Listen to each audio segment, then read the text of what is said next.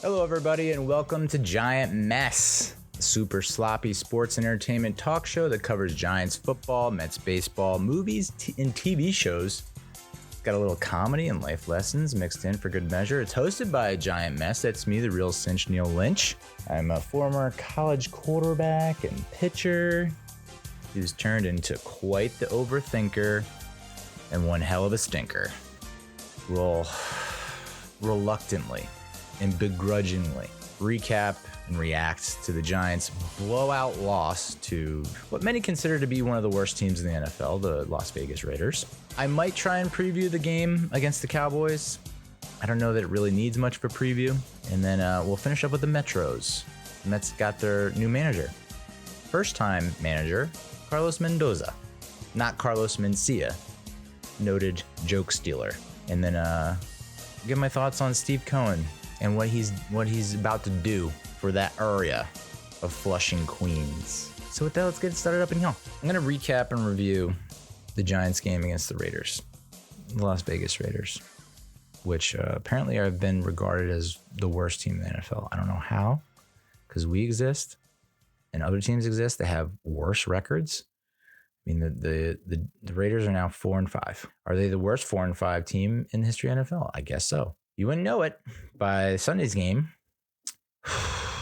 When I did my preview for the Raiders game, Jimmy Garoppolo was the quarterback, and he sucked on Monday Night Football, overthrowing Devontae Adams multiple times. For whatever reason, the offensive coordinator wouldn't call running plays with one of their best players, a top running back in 2022, Josh Jacobs. And Josh McDaniels was still the fucking head coach. All that changed almost right after I recorded and published. It was like, Josh McDaniels is fired at 1:00 in the morning. Holy shit. GM is fired. Offensive coordinator is fired. And they move on from Jimmy G. They bench Jimmy G. And they start rookie quarterback Aiden O'Connell. And former New York Giants linebacker Antonio Pierce is now the head coach. O'Connell's a 4th-round draft choice out of Purdue. Once, I think a lot of the older Giants fans like myself, the Clem Report, once you hear that combination of things, it's like, we're fucked. Like even if we're getting back Daniel Jones, Andrew Thomas, Evan Neal, we're screwed. That is too much going against us. Like we saw it last year with Jeff Saturday and the Colts. Not necessarily against us. It wasn't against us, but first game, win, because it's just a change in juju. The Raiders players apparently loathe Josh McDaniels, and for good reason, because he sounds like an asshole. And but maybe he's not. I don't know. And so it was like, it's just too much going against us. And I didn't even know this stat. Giants are 0-3 against teams playing their first game after an in-season coaching change. Mwah. You know, I knew that we had a poor history against not just backup quarterbacks, but like 3rd and 4th string quarterbacks. We just can't figure them out for whatever reason, even though they, it's like there's a reason they're that far down on the depth chart. So was I shocked or surprised that we got off to a slow start and then we just got, and it was just a pummeling through and through? Not really. I wish I could say different. I mean, if Josh McDaniels is the head coach, if Jimmy Garoppolo is the starting quarterback, if they still have the same offensive coordinator, we win. I feel like we for sure 1,000% win. But nope, all that happened. And, I think normal logical thinking would be like, oh, and a lot of the younger fans probably were like, we're going to run all over them. We're going to crush them. And I'm like, the old heads like me are just like, there's a little thing called history. So I think the most disappointing of all is not Daniel Jones. It's the defense, for sure. I think that was, if I'm surprised at all, it's like the defense really just did not come to play. And maybe that's a case of like Leonard Williams was a bigger loss than we thought, not just on the field where he probably is helping out, taking some heat off of Dexter Lawrence, opening holes for the linebackers, etc. But just as a teammate, obviously Dexter Lawrence loved this dude. and they were good buddies. And so losing him, maybe he's not at the top of his game psychologically, mentally, emotionally. And then maybe that actually transitioned to the whole goddamn defensive unit because they look slow. They look lost. They looked like apathetic, and I mean, it was just like from the very first drive, the Raiders just kind of like had their way with us to the point where they could basically run every single down for an entire quarter and a half, just about, and no worries. Like they had no issue with that. Entering the game against the Raiders, the defense was on a roll. We recorded takeaways in 4 straight games, held 4 of our 5 last 5 opponents to under 300 yards of total offense, allowed a total of 134 rushing yards over the last 2 weeks, surrendered no more than 14 points in 3 consecutive weeks, and then 30. Just the 30 burger on us. Like it seemed like every drive ended in a score just about. So yeah, that's the most disappointing for me because it was like, and I get, you could say like, well, once Daniel Jones goes down, that's it. It's over. But like, how many games have we seen this defense? It almost didn't matter who was playing quarterback for us. I mean, we should have beat the goddamn Jets basically on a defensive performance. Should have beat the Bills based on the defensive performance. If it was just not for that last drive, if it was not for the last drive against the Jets, we almost lost it against the Commanders in the last drive. But like our offense wasn't doing a whole lot against that Commanders team in the second half. So it's like we've seen them outperform and be able to withstand the pressure over the last 3 weeks. And for them to just come out and like, it feels like they kind of rolled over. And the offense put them in really bad positions. I get it. But like 10 of the points the Raiders scored came off 2 turnovers. So it's like, all right, you want to like say, take away those 10 points. The defense is really responsible for 20. Still higher than what we're used to. Not that it would have made too much of a difference, although I don't know. Yeah. Anyway, I, in my preview, said that I think the Raiders need to run more. Why don't they run more? They have Josh Jacobs. They should run more. Our run defense stinks. If the Raiders were smart, they'd run the ball, and they fucking did. Jacobs ran for a season-high 98 yards and 2 touchdowns, while receiver Jacoby Myers added a 17-yard touchdown run. The defense did not record a sack. 4th game this season in which we did not have a sack. We finished the game with just 1 quarterback hit, and that was from Micah McFadden, who, according to PFF, is a goddamn all-pro. And, I agree that Micah McFadden is playing better this year than last year. I think he's passed the eye test that way. His numbers would prove it. But in the same time, it's like, how are we getting gashed then? What a conundrum. We did not have a takeaway for the 5th time this season. This is the 3rd game this season in which the Giants had neither a sack nor a takeaway. And I think that's, this is probably one of the worst games that defense has played. Dexter Lawrence, Nacho, and Ashawn combined for 10 tackles, 5 solo. Xavier McKinney led the team with 10 tackles, 7 solo.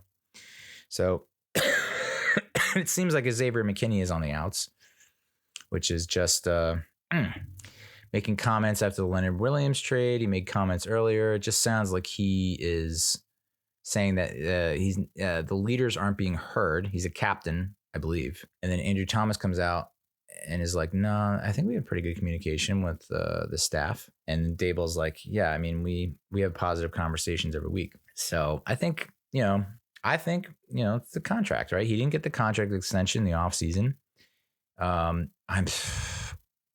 It escapes me how we didn't trade him along with the Dory Jackson at the trade deadline because Dory Jackson, and not to make light of it, he did have a concussion, but got hurt again.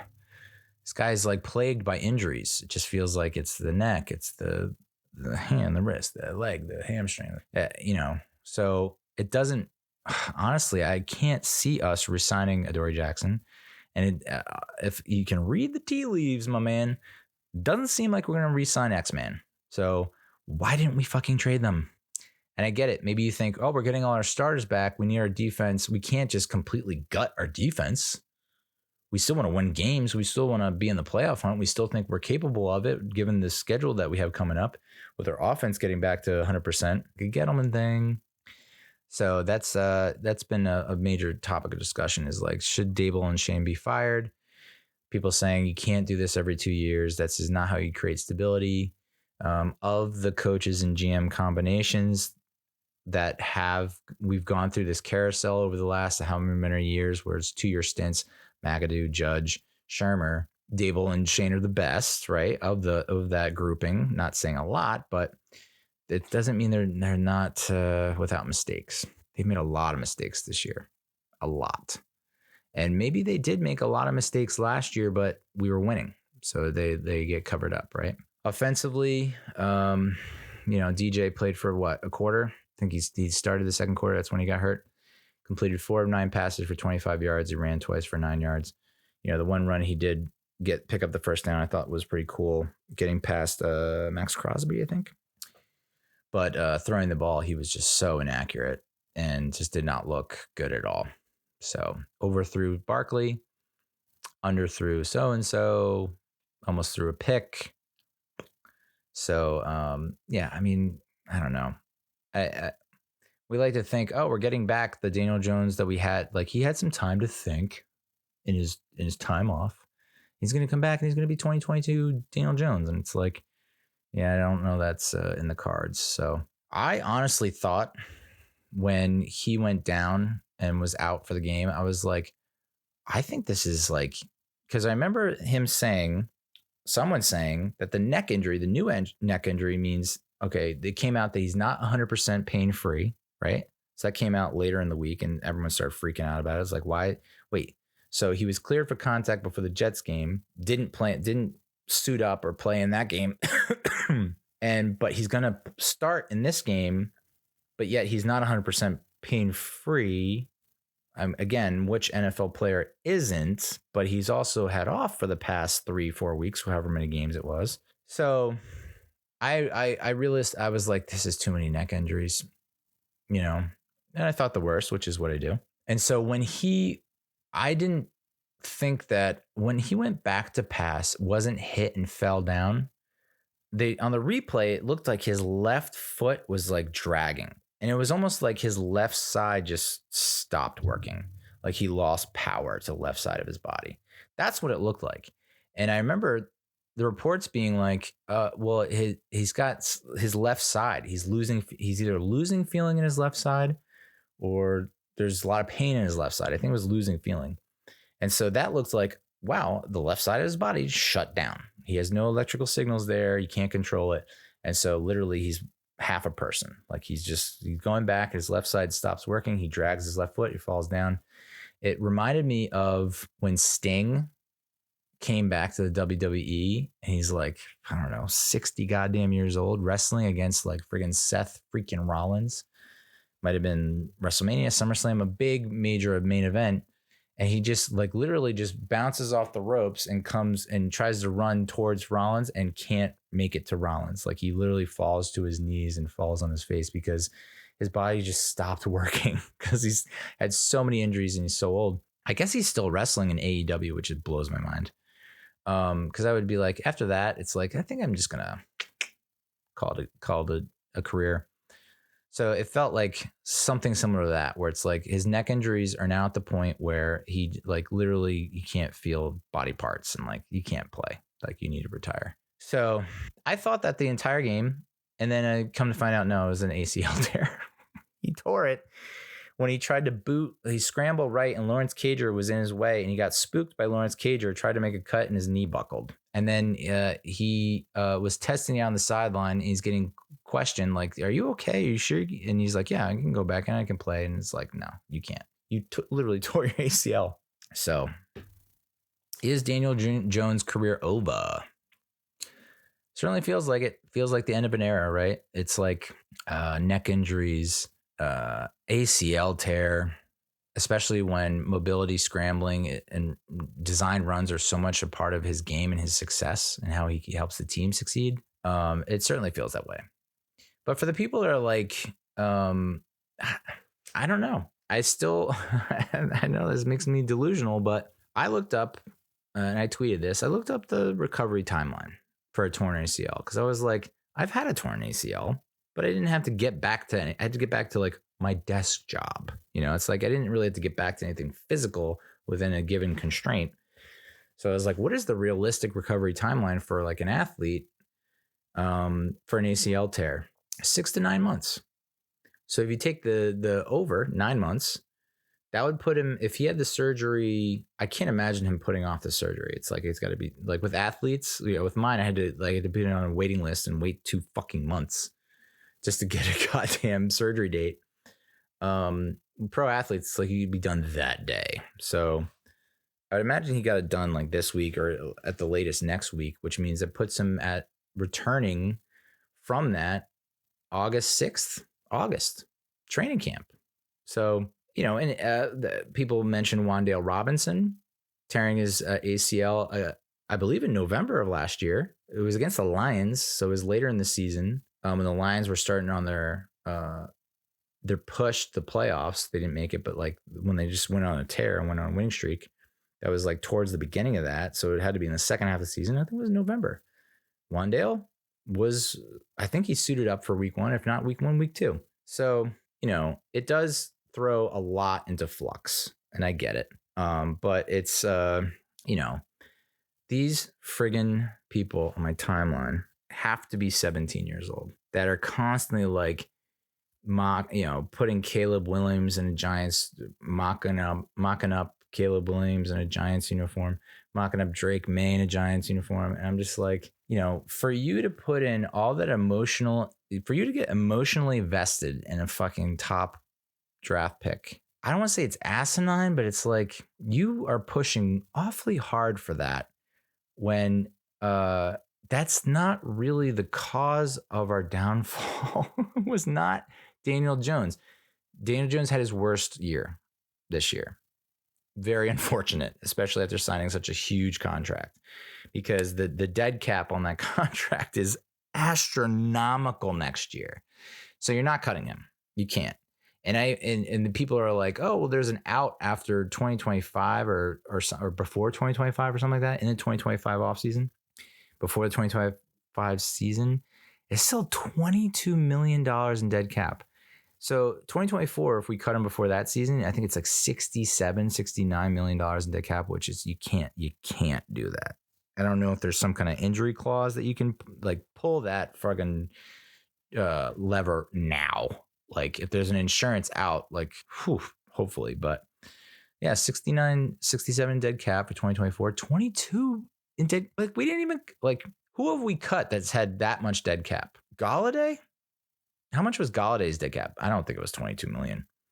I don't think there's anyone that's 22 million in dead cap. I mean, you looked at the when they released Bradbury and Logan Ryan and Blake Martinez, there was a lot of dead cap attached to those three. I think those combined don't equal 22 million. So, or they might have come close. So I don't think they're going to cut Daniel Jones unless there's some kind of injury clause in his contract, which I don't think there is. And here's the thing. I don't think I would mind them drafting a quarterback high. Would I want now here's the thing. If you do draft Caleb Williams or Drake May, you still have to address the offensive line, right?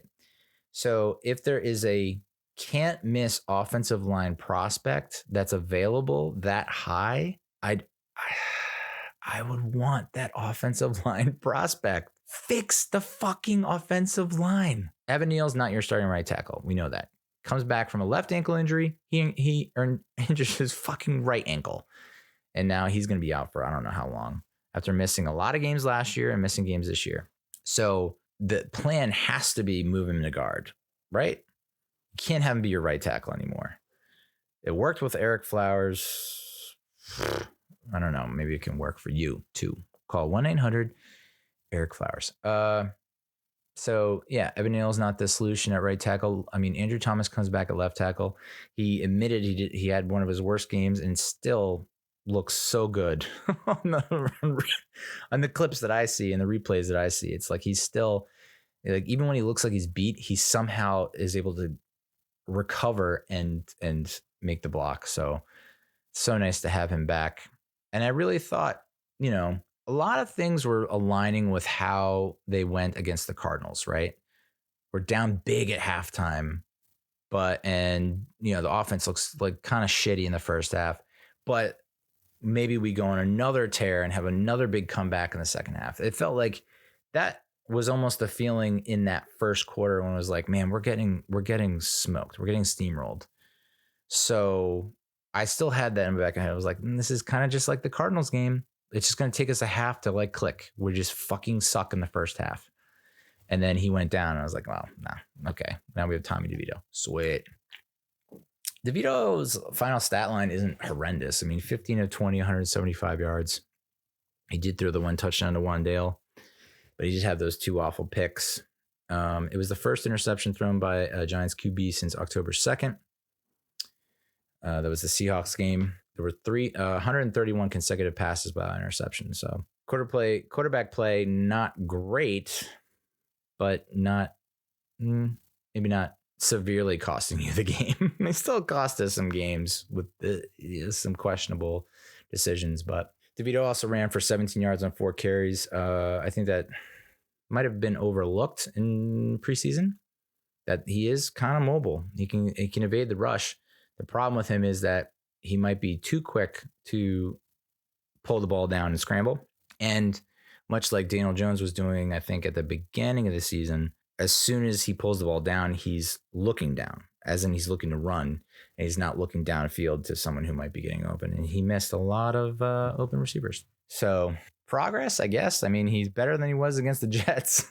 I still, I think there are a lot of people that think that he's still, like, they can't imagine him being the starter for the rest of the season because Tyrod went on IR. Jones is out for the season. So they have Matt Barkley from the practice squad. It's like, are you getting excited about that? I don't know. And then I think they just signed Jacob Eason, who maybe played for the Colts or was the Patriots. I don't know.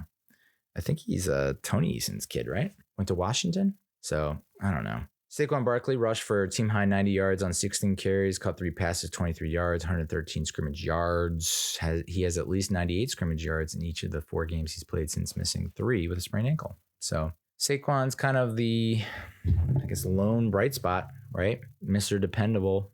And it's just like, I don't know. It's a head scratcher that we didn't come out and just pound the rock.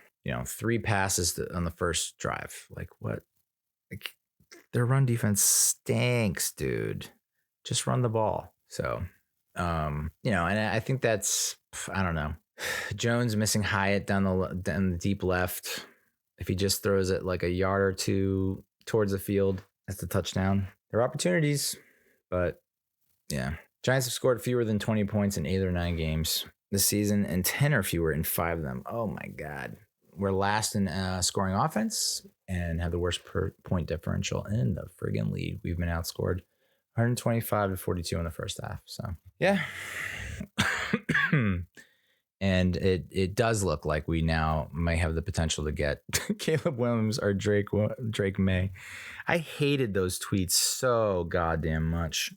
Just constantly hitting us with a barrage of, so-and-so won. And like, if we can move up to the 3rd. And it was like, I know we just lost to the Jets, but come on, dude. We still, like I put out a video why I still think the Giants can make the playoffs, even though I said that if they lose to the Jets or Commanders, they're out. They're basically out. I was like, we're still, considering how other NFC teams are performing, that 7 slot is wide open. Kirk Cousins goes down. So like, you think the Vikings might lose a lot of games, and Commanders are looking a little uneven and consistent. And, who knows comes out of the NFC South. There was a lot at play where it's like, as bad as we've been, there's still an opportunity there to run a table, or at least go on a run and make it interesting. And now it's like these dullards, these young, dumb, full of cum, persona non grata. These people were chirping from the mountaintops about, Caleb Williams and Drake May. And now there's like, people are love to argue, I guess. Caleb Williams loses in dramatic fashion in Washington, hops into the stands with his mom, covers his face and starts bawling, weeping, crying. And, someone made a comment that I follow There's no crying in New York. And it's like, that's an obvious reference to A League of Their Own when there's no crying in baseball. One of the best scenes in movie history. So, and people took it seriously and they're like, look at Eli crying. Look at the blah, blah, blah crying. Look at this crying. It's like, all right. Yeah. The point is, gun to my head, I haven't watched any of Caleb Williams this year, but I have seen some shit. I have not seen a whole lot of good, although there's some clips where there's been some good play and good performance, but I just don't know enough. So if I had to make a decision tonight, I'd say no, don't draft him. I have not seen Drake May play, I don't think, but. And then there's also people wanting to draft another fucking Duke quarterback. I will draw the line there. For sure, 100%. No more Duke quarterbacks, please. I think we're done with Duke quarterbacks. So that's the Giants Raiders game. I don't know how to preview the Dallas Cowboys game. Giants Cowboys Sunday, 4:00, 4:25. I think it's America's game of the week. I hope it isn't. America, do better. NFL, do better. The Cowboys. A lot of people are saying they should have beat the Eagles in Philadelphia. They lost 28-23, but they had a couple of gaffes towards the end of the game there. Eagles are not exactly flying high, which is crazy to say because they're 8-1. It's like they just can't lose no matter how quote unquote awful they play, or, they're not playing up to the level that people thought they did last year. Maybe like Hurts is hurt, right? So he's not 100%. They just lost Dallas Goedert. I guess the offense is not exactly clicking like it was last year, maybe. Defense is still pretty legit. I don't know. I still think the Eagles get the 1 seed and, probably hard to beat.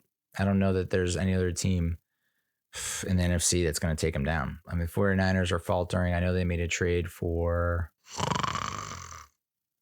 Chase Young, right? But Debo banged up. Christian McCaffrey banged up. Brock Purdy, maybe not the same Brock Purdy without Christian McCaffrey or Debo Samuel. So, yeah, I think the Eagles are still going to. And the Cowboys almost took them down. So, like the Cowboys, I will say this. Odds are we're going to get fucking trounced. Like, it's going to be bad. But even in our worst seasons where we end up with a losing record and we just look flat out putrid, we always seem to come out with a huge upset win. I don't think it's going to come against the Eagles, which means it would probably come against the Cowboys. And you have. And you should. But it does feel like, 2017, we were garbage. We were trash. Basura.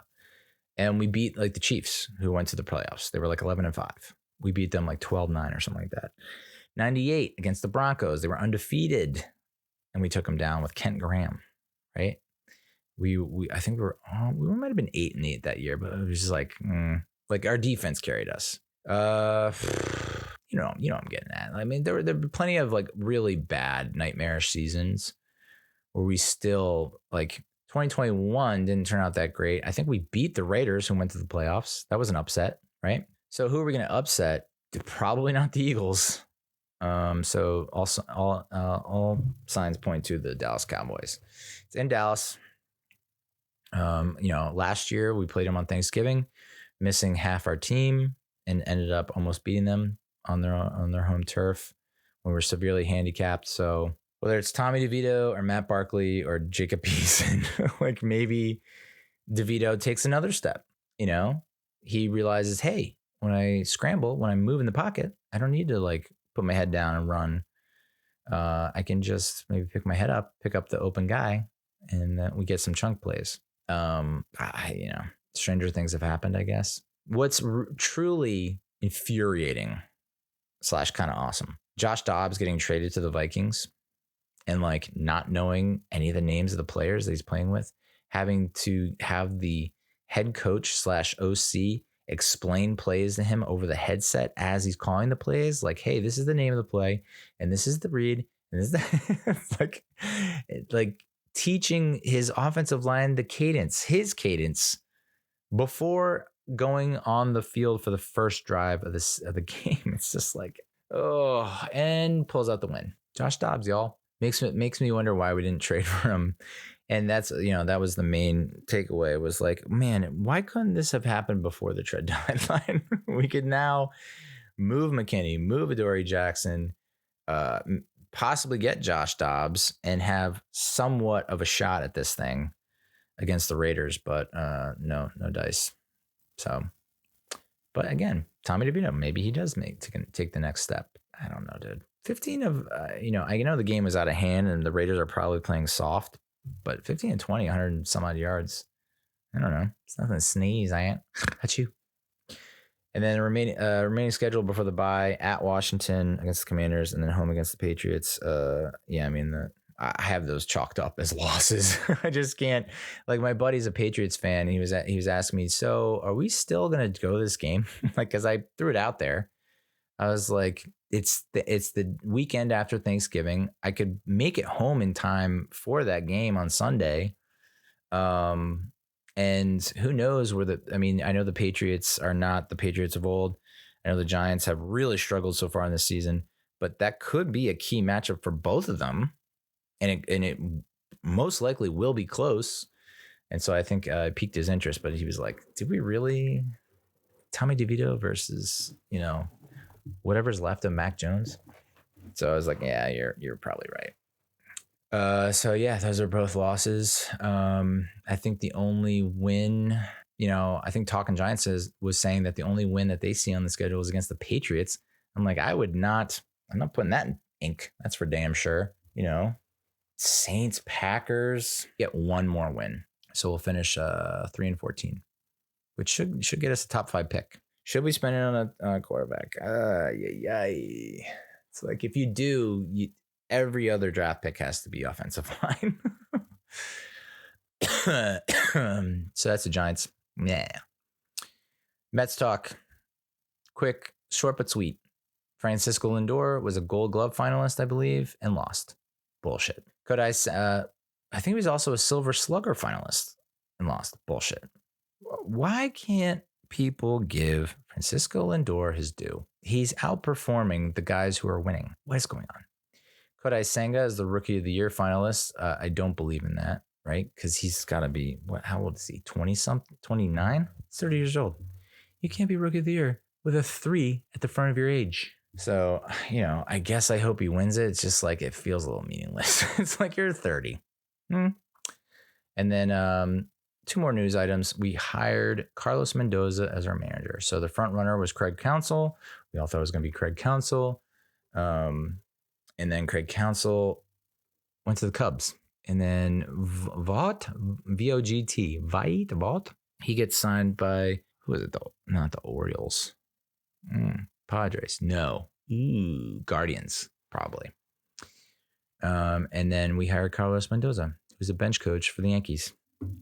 I don't know, dude.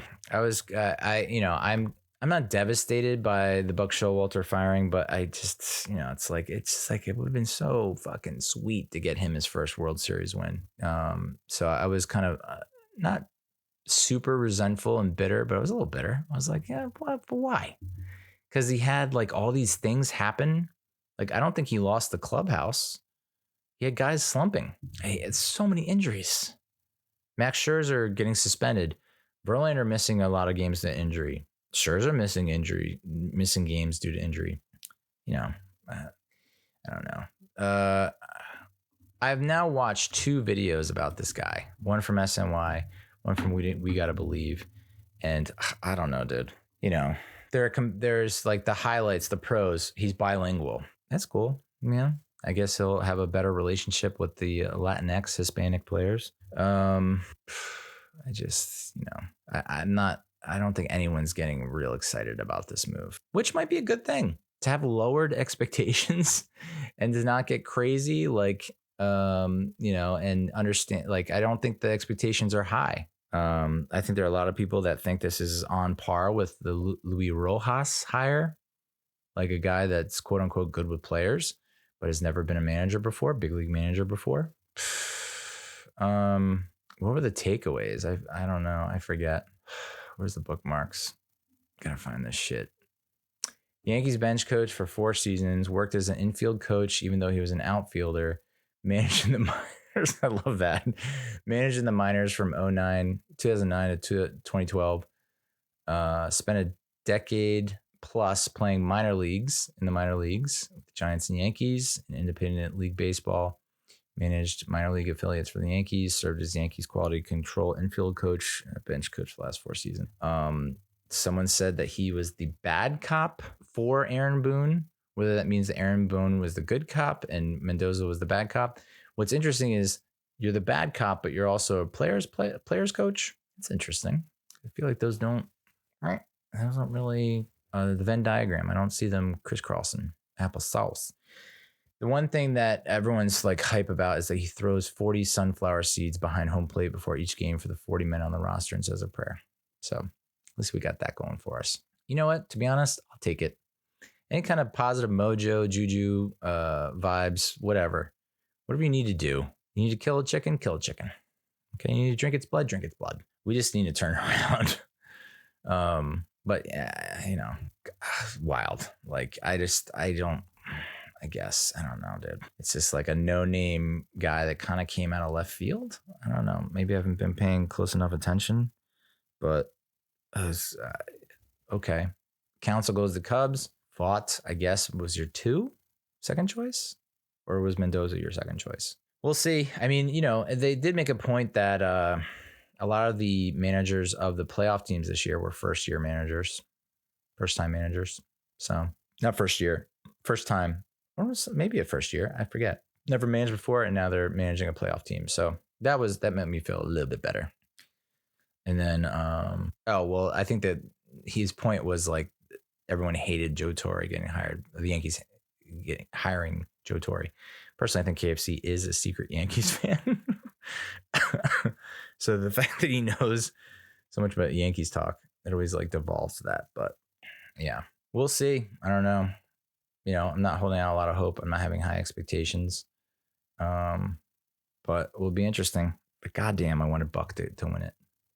And then the last item was Steve Cohen is making the area around Citi Field a paradise, an oasis, if you will, a Mecca, which is long overdue. Like I haven't been to a game in a long time, but what I did like in the couple games that I went to was, Citi Field, the stadium itself is awesome, right? They have the McFadden's bar, which I enjoyed thoroughly, right? But that was it.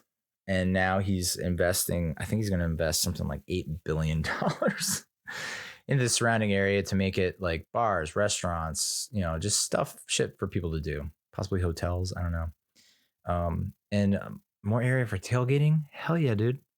I'm all for it. So that's going to be awesome when it's done, because I do hate Phillies sports, but that area that they have, baseball stadium, football stadium, bar, restaurant, like there's so much activity going on in that area. Jealous, dude. The ability to just you can literally in October, you could go from an Eagles game to a Phillies game, or just fucking hang out and party in the vicinity.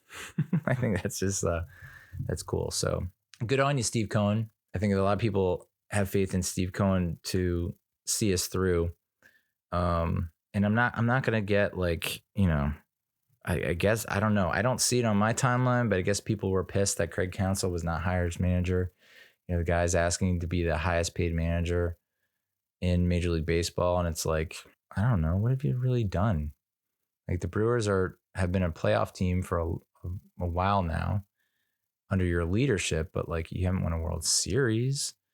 I don't know that you have that kind of weight or pull or clout. So I'm fine with not hiring Craig Counsell. It's not going to disrupt my day or my year. Mendoza is an interesting pick, though. And that's the pod, So thank you for listening. Thank you for watching, even though literally no one is listening or watching at this point. It's just talking to myself. But thank you to anyone in the future who might stumble upon this and actually make it to this point. You're a rare breed. Pat yourself right on that tush of yours. And we'll talk to you next time. Next episode. Hold up.